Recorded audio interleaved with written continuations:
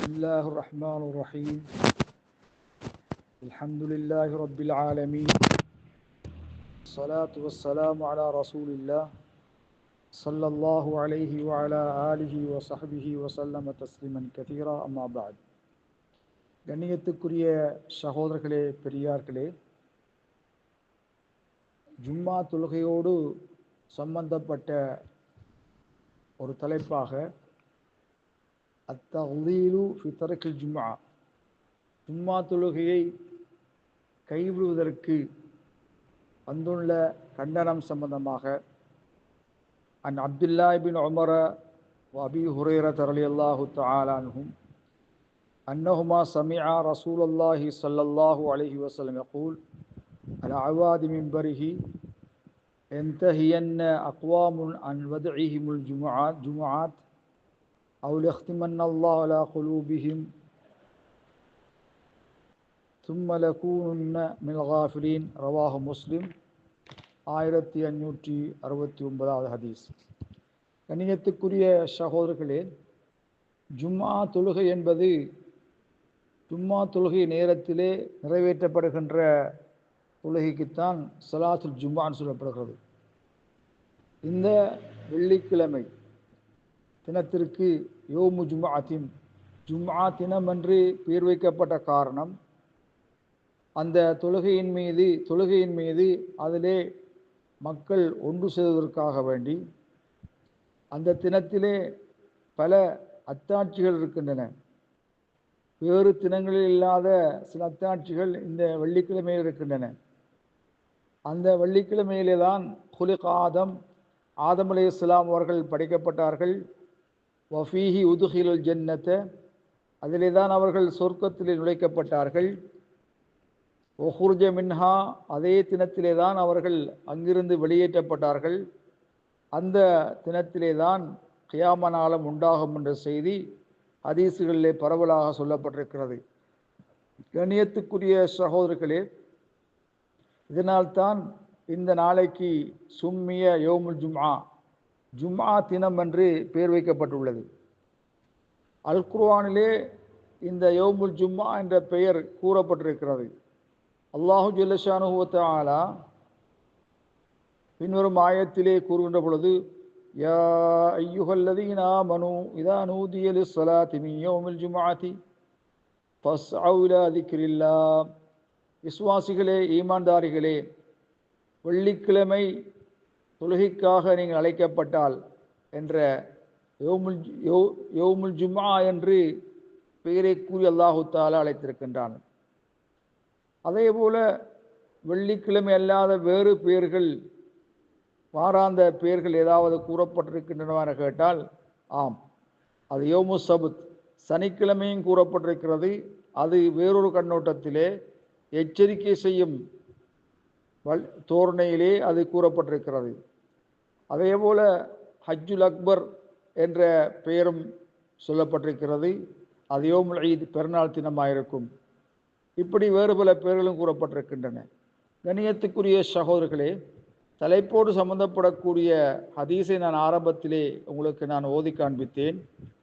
அப்துல்லா பின் Umar, Abu Hurairah போன்ற சஹாபாக்கள் நபிகளார் மிம்பர் மேடையின் மீது, பிரசங்கம் செய்யும் மேடையின் மீது அவர்கள் கூறுவதை செவியேற்றதாக அறிவித்திருக்கிறார்கள். நபி அலைஹிஸ்ஸலாத்து வஸ்ஸலாம் அவர்கள் சொற்பொழிவு மேடையிலே படிகள் மீது நின்றபடி மக்கள் ஜும்மாக்களை கைவிடுவதிலிருந்து விலகி இருக்கட்டும், அல்லது அவர்களின் இதயங்கள் மீது அல்லாஹ் முத்திரை பதித்து விடுவான், பிறகு அவர்கள் அலட்சியவாதிகளில் சேர்ந்து விடுவார்கள் என்று கூறியதை நாம் கேட்டோம் என்று இந்த சஹாபா பெருந்தகைகள் அறிவித்திருக்கிறார்கள்.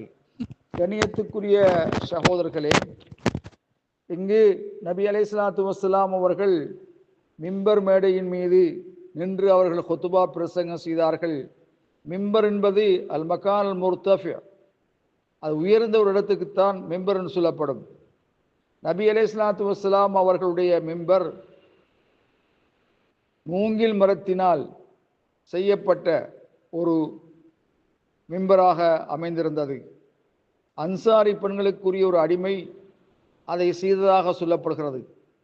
அந்த மிம்பர் மேடையிலே 3 படிகளும் அமைக்கப்பட்டிருந்தது. நபி அலைஹிஸ்ஸலாத்து வஸ்ஸலாம் அவர்கள் அதற்கு முன்னர் அவ்வல் அம்ரு யஹ்துபு இலா ஜிதிஇன் நஹ்லத், ஈச்சங்குத்தியின் மீது நின்று அவர்கள் பிரசங்கம் செய்வார்கள். இதல்லாத வேறு செய்திகள் சொல்லப்பட்டிருந்தாலும் கூட, வேறு செய்திகள் என்றால் களிமண்ணினால் செய்யப்பட்ட மிம்பர் மேடையிலே நபிகளார் ஹுத்பா ஓதினார்கள் என்று செய்தி சொல்லப்பட்டிருக்கிறது. அதற்கு தகுதியான ஏற்றுக்கொள்ளக்கூடிய ஆதாரங்கள் கூறப்படவில்லை. ஆகவே பிரபல்யமான கருத்து அன்னவுக்கான அஹ்துபிலா ஜிதிஹாதி நஹ்லா, ஈச்சங்குத்தியின்பால் நின்று அவர்கள் ஹுத்பா பிரசங்கம் செய்தார்கள். நபி அலைஹிஸ்ஸலாத்து வஸ்ஸலாம் அவர்கள் அந்த மிம்பர் மேடை செய்யப்பட்ட போது அதிலே ஏறி அவர்கள் ஹுத்பாவை ஆரம்பித்தார்கள். அந்த நேரத்திலே ஒரு அணுங்க சத்தம் கேட்டது.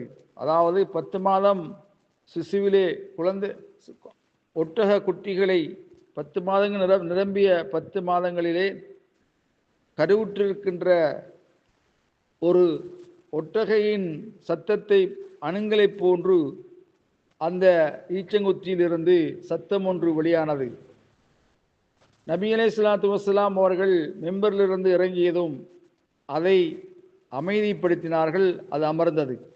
கண்ணியத்துக்குரிய சகோதரர்களே, இது அல்லாஹ்வுடைய அத்தாட்சிகள் என்றும் உள்ளது. அல்லாஹ்வுடைய அத்தாட்சியின் மீது அறிவிக்கக்கூடிய ஒரு ஆதாரம் அமைந்திருக்கிறது. அது திண்மப் பொருளாக இருக்கலாம், திண்மப் பொருள் அதிலே உயிர் இருக்கின்றது, அது உயிர் இல்லாமல் இருக்கலாம். அல்லாஹ் சுப்ஹானஹு வ தஆலா அனைத்தையும் அறிந்தவனாக இருக்கிறான்.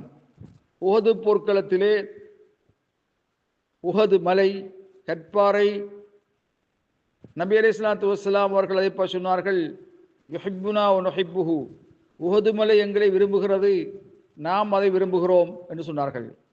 அதே போல உணவு, நபிகளாருக்கு முன்னால் வைக்கப்பட்ட உணவு தஸ்பீஹ் செய்து நபிகளார் செவிமடுத்தார்கள். அதே போல நபிகளார் மீது மக்காவிலே ஒரு கல் சலாம் கூறியதை நபிகளார் செவிமடுத்தார்கள். கண்ணியத்துக்குரிய சகோதரர்களே, அல்லாஹ் சுப்ஹானஹு வ தஆலா அதற்கு இந்த விதமான ஆற்றலை கொடுத்திருக்கின்றான். ஆகவே கண்ணியத்துக்குரிய சகோதரர்களே, மேற்கூறப்பட்ட ஹதீஸிலிருந்து நாம் தெரிந்து கொள்ளக்கூடிய முக்கியமான செய்தி, ஜும்மாக்களை விடுவதிலிருந்து எச்சரிக்கையாக கவனமாக இருந்து கொள்ள வேண்டும். அல்லது அல்லாஹ் ஏன் என்ன என்று நபி அலைஹிஸ்ஸலாத்து வஸ்ஸலாம் அவர்கள் கூறியிருக்கின்ற காரணத்தினால், அவருடைய இஹ்திமன்னல்லாஹ் குலூபிஹிம், அல்லது அவர் உள்ளங்கள் மீது அல்லாஹ் முத்திரையிடுகிறான் என்று, நற்காரியங்கள் உள்ளத்திலே புகுதாத அளவுக்கு அல்லாஹ் முத்திரையிடுகிறான் என்று செய்தி சொல்லப்பட்டிருப்பதனால் ஜும்மாக்களை விடுவதிலிருந்து எச்சரிக்கையாக இருந்து கொள்ள வேண்டும். அடுத்ததாக அன்ன தரக்கல் ஜும்ஆத்தி மின் கபாயிருல் துனூப், ஜும்ஆ தொழுகைகளை விடுவது பெரும்பாவத்தினின்றும் உள்ளது.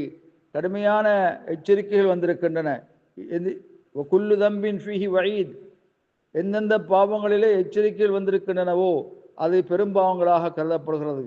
கணியத்துக்குரிய சகோதரர்களே, அன்னல் ஜும்ஆ ஃபர்து ஐன், ஜும்ஆ தொழுகை கட்டாயமான, ஒவ்வொருத்தரும் பருவத்தை அடைந்த ஒவ்வொருத்தர் மீதும் கடமையாகும் என்பதை நாங்கள் கவனித்துக் கொள்ள வேண்டும்.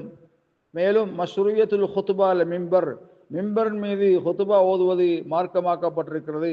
ஏனென்றால் ஹதீஸில் வந்திருக்கிறது, நபி ஸல்லல்லாஹு அலைஹி வஸல்லம் அவர்கள் மிம்பர் மேடையின் மீது நின்றவர்களாக ஹுத்பா பிரசங்கம் செய்தார்கள் என்று. ஆகவே கணியத்துக்குரிய சகோதரர்களே, ஹுத்பா பிரசங்கம் செய்பவர்கள் சந்தர்ப்பத்துக்கு சூழலுக்கு ஏற்றவாறு விடயங்களை எத்தி வைப்பது கடமையாகும். வல்லாஹு ஆலம் பிஸ்ஸவாப்.